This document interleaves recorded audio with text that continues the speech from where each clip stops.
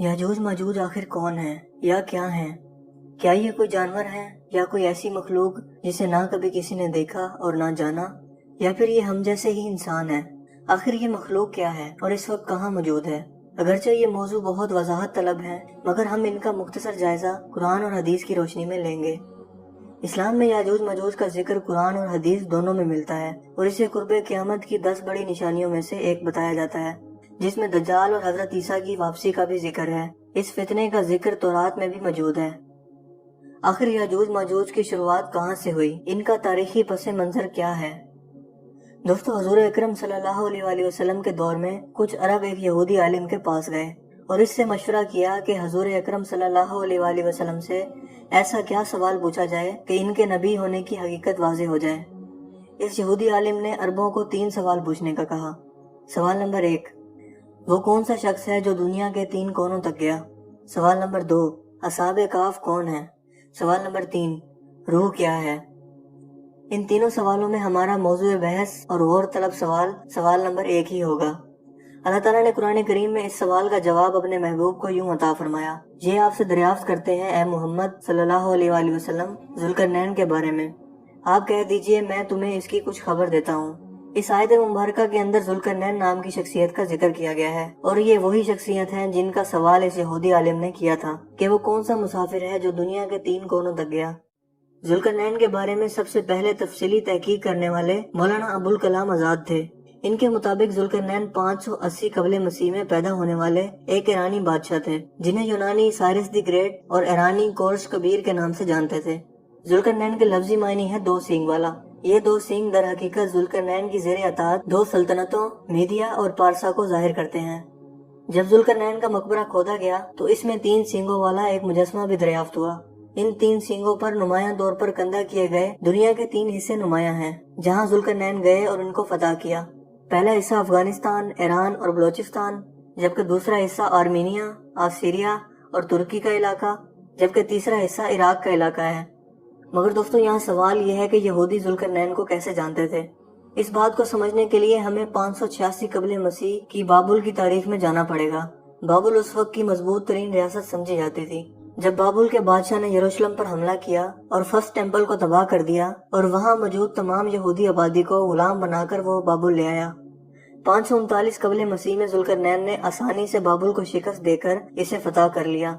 जुल्करनैन ने यहाँ कोई खून खराबा नहीं किया और बहुत ही कम मजामत के साथ बाबुल को फतह किया, क्योंकि वो एक नरम दिल और आदिल हुक्मरान थे और जहाँ जाते थे लोग इनके इखलाक और शख्सियत से मुतासिर होकर इनकी फौज में शामिल हो जाते।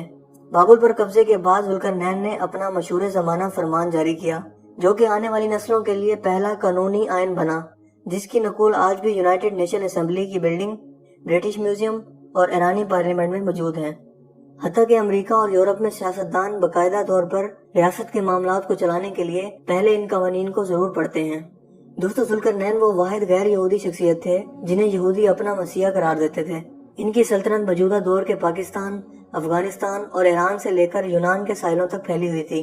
रब करीम ने कुरान पाक के अंदर जुल्करनैन और याजूज माजूज की मुलाकात को कुछ इस अंदाज में पेश किया है, वो एक राह के पीछे लगा। उलमा कराम के मुताबिक इस आयत के मुताबिक जुल्करनैन एक सफर पर निकलते हैं जहां वो ऐसे इलाके में पहुंच जाते हैं जहां सिर्फ एक सिमत में आगे बढ़ना मुमकिन है। इससे मजीद आगे अल्लाह ताला ने इरशाद फरमाया, यहाँ तक कि वो सूरज के डूबने की जगह तक पहुंच गया और इसे एक कीचड़ नुमा चश्मे में गरूब होता हुआ पाया और उसके पास एक कौम को भी पाया। अल्लाह ने फरमाया, ए जुल्करनैन, या तुम इनको सजा दो या इनके लिए कोई बेहतर रोश इख्तियार करो। इस आयत मुबारका में जगह जगह अलामती इशारे मौजूद हैं जिन्हें समझने के लिए तारीख का मुताला बहुत जरूरी है। इस आयत मुबारका में वाज़ेह है कि जुल्करनैन मगरिब की जानिब रवाना हुए और इस वक्त जुल्करनैन की सल्तनत के मगरिब में आर्मीनिया का इलाका था। इस वक्त के मौजूदा आर्मीनिया में 3 बड़ी झीलें उर्मानिया, वान और सिवान मौजूद थी, मगर आज के मौजूदा आर्मीनिया में सिर्फ झील सावान मौजूद है और इसी की तरफ जुल्करनैन बढ़े। ये झील आर्मीनिया के कुल रकबे का 5% है। कुरान पाक में इस झील की खसूसियत इसकी काली रंगत या कीचड़ नुमा होना है। आयत मुबारका में मजीद बताया गया है कि जुल्करनैन ने इस जगह एक कौम को आबाद पाया और अल्लाह ने इनको इख्तियार दिया कि वो इनसे जो चाहे सलूक करें। इसके अलावा इस सफर के दूसरे हिस्से की वजाहत करते हुए अल्लाह ताला ने इरशाद फरमाया, यहाँ तक कि वो सूरज के निकलने की जगह तक जा पहुंचा और इसे एक ऐसी कौम पर निकलता पाया कि इनके लिए हमने इससे कोई और ओट न बनाई थी। دوستوں اس آیت مبارکہ میں جس علاقے یعنی سورج کے نکلنے کی جگہ کا ذکر موجود ہے وہ موجودہ آذربائیجان کا علاقہ ہے، جہاں اوٹ سے مراد درخت اور نباتات ہیں، کیونکہ آذربائیجان کا بیشتر علاقہ بارشیں نہ ہونے کے سبب صحرائی ہے۔ آذربائیجان کے شمال میں موجودہ دور کے داغستان کا علاقہ شروع ہو جاتا ہے۔ اسی جگہ ایک شہر بھی موجود ہے جس کا نام دربند ہے، اور یہ وہی جگہ ہے جہاں ذوالقرنین پہنچے تھے۔ دربند فارسی زبان کا لفظ ہے اور اس سے مراد در یعنی دروازہ اور بند یعنی دروازہ یا راہ کو بند کرنا ہے۔ اس علاقے کے مغرب میں کوکاف کا پہاڑی سلسلہ موجود ہے اور مشرق میں بحیرہ خضر واقع ہے۔ یہ وہی جگہ ہے جہاں ذوالقرنین نے یاجوج ماجوج کو روکا اور وہ بند بنایا۔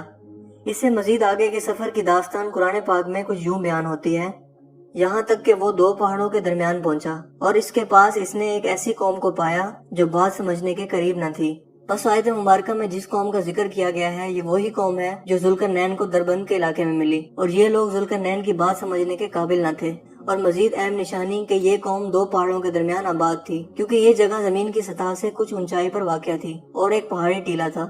آج کے دور میں بھی وہ قلعہ موجود ہے جو ذوالقرنین نے اس قوم کو یعنی یاجوج ماجوج کو روکنے کے لیے بنایا تھا۔ اس سے مزید آگے رب کریم نے وضاحت فرمائی کہ انہوں نے کہا، اے ذوالقرنین، یاجوج ماجوج اس ملک میں بڑے بھاری فسادی ہیں، تو کیا ہم آپ کے لیے کچھ خرچ کا انتظام کر دیں کہ آپ ہمارے اور ان کے درمیان ایک دیوار بنا دیں۔ اس آیت مبارکہ میں انہوں لفظ سے مراد وہیں آباد ایک قوم ہے جو کہ ذوالقرنین سے اپنا مسئلہ بیان کر رہی ہے کہ یہاں موجود ایک اور مزید قوم یعنی یاجوج ماجوج بہت فسادی ہیں، اور اگر آپ کہیں تو ہم آپ کے لیے مال و زر کا انتظام کر دیں تاکہ آپ ان کے یعنی یاجوج ماجوج کے اور ہمارے درمیان ایک دیوار بنوا دیں۔ دوستو اکثر لوگوں کو یہ گمان ہے کہ یاجوج ماجوج کوئی ایسی مخلوق ہے جو غیر انسانی اور دیو قامت ہے۔ یہ گمان صرف قرآن اور حدیث کا مطالعہ نہ کرنے کا نتیجہ ہے۔ لہٰذا یہی وجہ ہے کہ لوگ قرب قیامت کی اتنی بڑی نشانی سے بے خبر ہیں، جس کا تذکرہ پوری وضاحت کے ساتھ قرآن اور حدیث میں موجود ہے، اور یہ بھی کہ وہ انسان ہی ہیں، حتیٰ کہ ان کی نسل کے بارے میں بھی وضاحت موجود ہے۔ بخاری اور مسلم کی متفقہ حدیث جس کے راوی ابو سعید خدری رحمۃ اللہ علیہ ہیں، اور جس کا مفہوم یہ ہے کہ قیامت کے دن اللہ تعالیٰ آدم علیہ السلام سے کہیں گے کہ اپنی اولاد میں سے جنتی اور جہنمی الگ الگ کر دو، تو ہر 1000 میں سے ایک جنتی اور 999 جہنمی ہوں گے جو کہ یاجوج ماجوج میں سے ہوں گے، یعنی یہ قوم یاجوج ماجوج بنی آدم میں سے ہی ہے۔ مگر یہاں ایک سوال دماغ میں آتا ہے کہ آخر بنی آدم کی اتنی کثیر تعداد یاجوج ماجوج کی صفوں میں کیسے شامل ہوگی؟ اس سے پہلے ہمیں یاجوج ماجوج قوم کی زمین پر موجودگی کو سمجھنا ہوگا کہ آخر وہ کہاں سے آئے۔ دوستوں ہم سب جانتے ہیں کہ آج کی موجودہ آبادی سب حضرت نوح علیہ السلام کے 3 بیٹوں حام، شام اور یافس کی نسل سے ہیں، کیونکہ طوفان نوح میں صرف حضرت نوح کے 3 بیٹے ہی زندہ بچے تھے اور انہی سے آگے نسل بڑھی تھی۔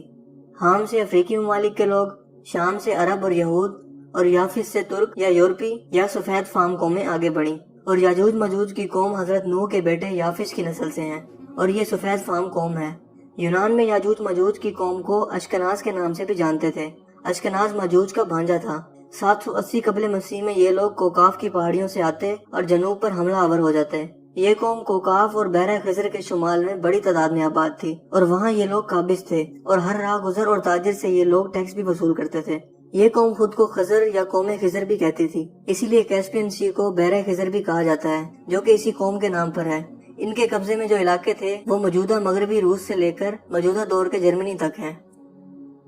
یاجوج ماجوج کی یہ قوم بنا کسی وجہ کے آس پاس کی کمزور قوموں پر حملہ آور ہو کر وہاں خوب لوٹ مار اور قتل و غارت کرتی تھی، اور باقی بچے زندہ لوگوں کو غلام بنا لیتی تھی، جن کو بعد میں یا تو کام کے لیے رکھ لیا جاتا یا غلام بنا کر بیچ دیا جاتا۔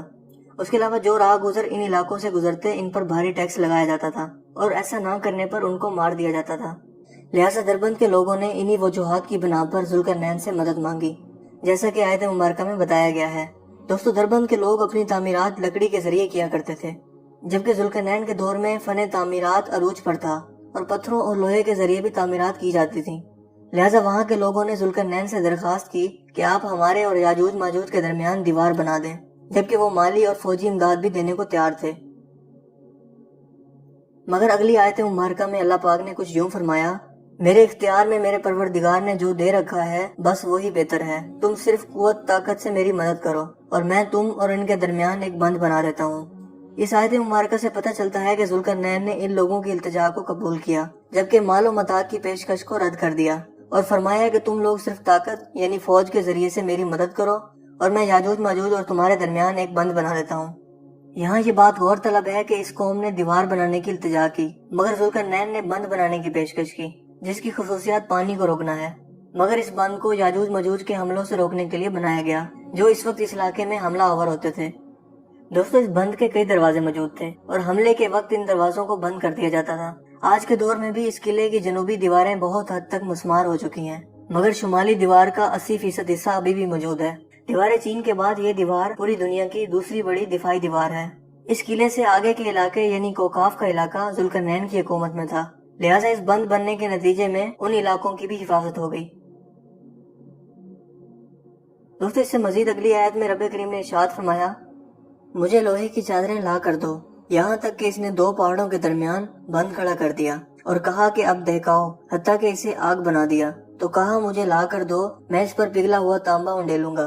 दोस्तों, इस आयत मुबारका में लोहे की चादरों और तांबे का जिक्र मौजूद है, जो कि इस बंद की तामीर के दौरान इस्तेमाल हुआ था। जबकि अक्सर लोग ये समझते हैं कि जो बंद ज़ुल्करनैन ने बनाया था वो सिर्फ और सिर्फ लोहे और तांबे का है, मगर ऐसा नहीं है, क्योंकि इस बंद के बनाते वक्त मेन दरवाजों पर वाफिर मिकदार में लोहे और तांबे का इस्तेमाल किया गया। अब इस बंद का बेशतर हिस्सा खंडरात बन चुका है, मगर फिर भी बाकी हिस्सा अल्लाह पाक के हुक्म से कायम और दायम है। इससे अगली आयत मुबारका में अल्लाह पाक इरशाद फरमाते हैं, बस तो इनमें इस दीवार के ऊपर चढ़ने की ताकत न थी और न इनमें सुराख कर सकते थे। दोस्तों, जो बंद ज़ुल्करनैन ने बनाया, दरबंद के लोग इस बंद की छत पर चढ़कर इसकी हिफाजत करते थे। लिहाजा जब याजूज माजूज इन दीवारों पर चढ़ने की कोशिश करते तो इनको पिसपा कर दिया जाता था, क्योंकि याजूज माजूज पत्थर और लोहे की तामीरात के आदी न थे और ना ही इसका कोई तोड़ जानते थे। इससे अगली आयत मुबारका में अल्लाह ताला इरशाद फरमाते हैं कि ये सिर्फ मेरे रब की मेहरबानी है। हाँ, जब मेरे रब का वादा आएगा तो इसे जमीन बोझ कर देगा। बेशक मेरे रब का वादा सच्चा और हक है। दोस्तों, इस किले के लोहे के बने मरकजी दरवाजों का नामो निशान मौजूद नहीं और जनूबी दीवार भी जमीन बोझ हो चुकी है। मतलब इस आयत मुबारका में ये वाज़ेह हुआ कि कुरान करीम की ये पेशन गोई अब सच साबित हो चुकी है और ये किला अब जमीन बोझ होता जा रहा है। जबकि अक्सर लोग ये गुमान करते हैं कि जो बंद ज़ुल्करनैन ने तामीर किया था वो आज भी कायम है।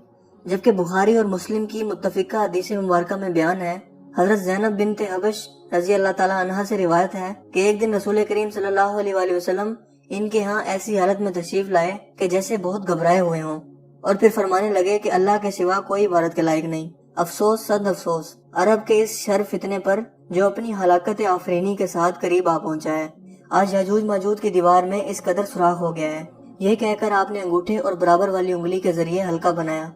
इस हदीस मुबारका से साफ तौर पर वाज़ेह होता है कि याजूज माजूज की कौम का खरूज हजूर करीम सल्लल्लाहु अलैहि वसल्लम की जिंदगी में होना शुरू हो गया था।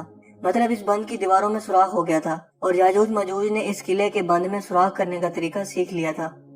इस्लामी और मगरबी तारीखी हवाले से पता चलता है कि मुसलमानों की फौजें हजरत उमर रज़ी अल्लाह ताला अन्हो के दौर में इस इलाके की तरफ बढ़ी और याजूज माजूज की कौम या कौम खिजर के साथ जंग की, जो कि 100 साल पर मुहित अरसा है, जिसकी एक निशानी दरबंद और दागिस्तान के इलाके में सहाबा कराम की कब्रें हैं, जो इसी याजूज माजूज की फौज के साथ लड़ते हुए शहीद हुए।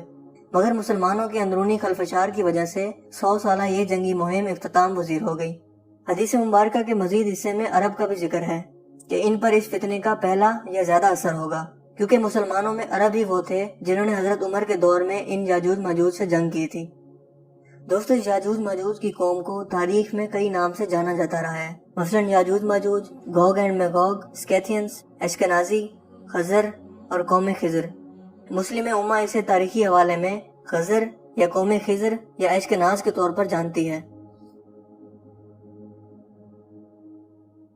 अब्दुर्रहमान के एक यहूदी वजीर हजदई और कौम खिजर के बादशाह जोसेफ के दरमियान खतो किताबत का भी तारीख में रिकॉर्ड मिलता है। हजदई एक यहूदी था और अब्दुर्रहमान स्वयं का वजीर था। वो ये जानने का बहुत शौक रखता था कि बनी इसराइल के 10 कबीलों में से किसी कबीले ने किसी इलाके में अपनी हुकूमत कायम की है या नहीं। ये सवाल अक्सर वो अपने सफीरों से करता रहता था। मगर इसे 944 सन ईस्वी में एक सफीर ने बताया कि एक यहूदी रियासत किस्तनतुनिया से 15 दिन के आबी सफर की दूरी पर मौजूद है, जिसे अल खिजर के नाम से जाना जाता है, और ये कौम किस्तनतुनिया के साथ तिजारत भी करते हैं और ये बहुत ताकतवर कौम है और ये आसपास की कौमों पर हमला भी करते रहते हैं। लिहाजा हजदई ने कौम खिजर के बादशाह जोसेफ को खत लिखा और उससे दरियाफ्त किया कि इस बात में कितनी सच्चाई है और ये कि वो बनी इसराइल के किस कबीले से ताल्लुक रखते हैं।